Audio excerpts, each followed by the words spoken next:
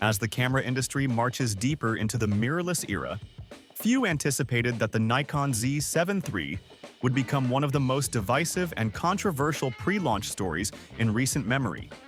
From conflicting specifications to rumors of sensor suppliers and internal disagreements over Nikon's roadmap, the Nikon Z7 III has sparked confusion that has left photographers and industry analysts questioning not only what the Z7 III will be, but whether any of the claims are even grounded in truth.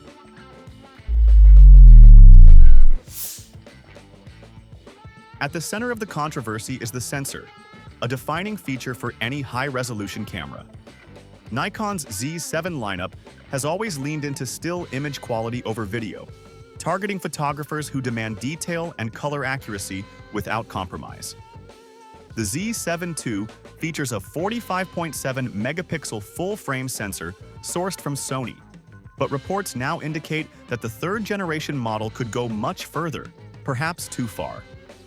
While early speculation suggested the use of Sony's 61 megapixel sensor found in the Alpha 7R5, a growing number of insiders argue that Nikon may pivot instead to a new 67 megapixel sensor manufactured by Tower Semiconductor, marking a significant break from tradition. If Nikon does move forward with a Tower Jazz sensor, the Z7 III would become Nikon's first full-frame camera to rely on this manufacturer, though Tower Jazz has been used in the company's APS-C models like the Z50 and ZFC.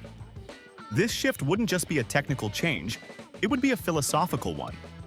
Nikon's competitors, particularly Sony and Canon, continue to leverage in-house or tightly integrated sensor pipelines. A move to Tower Jazz could signal Nikon's attempt to differentiate itself and offer an image quality profile not found in its rivals' products. But this strategy also raises questions about reliability, supply chain logistics, and long-term performance. Will Tower Jazz be able to match the color science and dynamic range that Nikon users have come to expect from Sony sensors? These uncertainties are compounded by inconsistent specs floating online.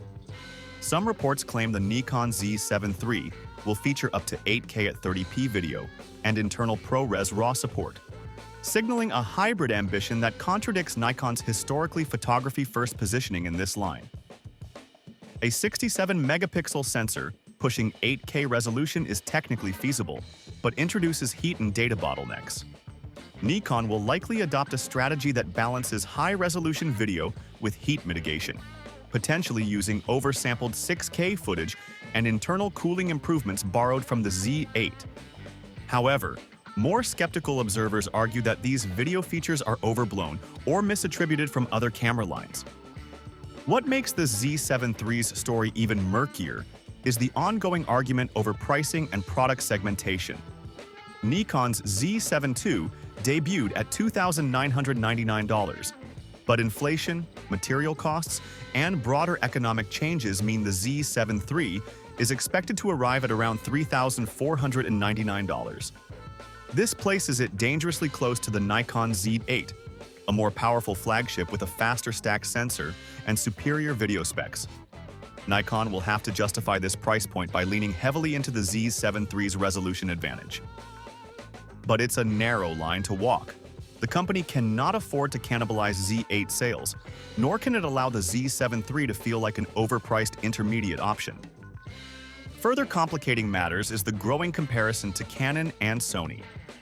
Canon has made clear its recent focus on speed over resolution, with its R5 series stuck at 45 megapixel, and little indication of a jump toward the 60 megapixel plus range. That gives Nikon an opportunity to own the high-resolution full-frame space, provided it delivers something that feels truly next-gen. Sony's A7R5, meanwhile, continues to dominate with its AI autofocus, strong video suite, and refined ergonomics. While Nikon is rumored to include a 493-point autofocus system and AI subject detection in the Z7 III, critics note that similar claims were made about the Z6 II and Z7 II, neither of which closed the gap to Sony's real-time tracking. Design and usability changes are expected, though again, how substantial they'll be remains unclear. The Z7 III is likely to retain the Z7 II's solid magnesium alloy build and weather sealing, but some improvements seem inevitable. A brighter, high-resolution electronic viewfinder, matching the Z8's 5.76 dot panel, has been floated, along with a 3.2-inch 4-axis articulating screen for better compositional flexibility. Minor adjustments like refined button placement, a deeper grip, and a new starlight mode for astrophotography could add polish to a familiar body. But whether that's enough to sway Z7 II users to upgrade is debatable. Battery life will also receive modest improvements, thanks in part to the X-Speed 7 processor's power efficiency. Using the EN-EL15C battery, the Z7 III is expected to offer around 680 shots per charge, improving slightly over its predecessor but still trailing DSLR longevity. IBIS will likely jump from 5 stops to around 6.5, aided by advancements in sensor shift technology and software correction. This would be beneficial for high-resolution handheld shooting, but again, it won't be revolutionary in a market where some competitors now claim 8 stops of shake reduction.